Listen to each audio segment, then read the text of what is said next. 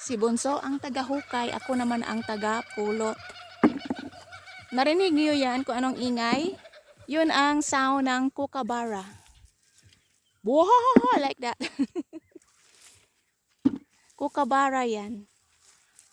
Ayan. Medyo mainit din. Minsan, cloudy pag matabunan yung araw sa clouds.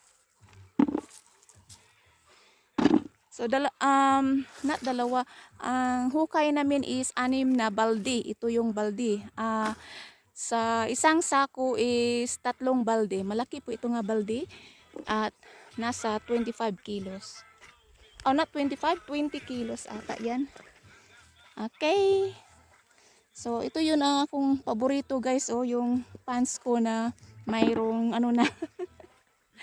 Kahit mayroong luma na, mayroon ng buho.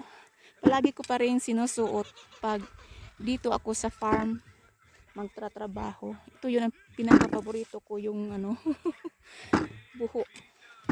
Ayan. So, maghukay kami muna guys. Thank you for watching. Please share my video.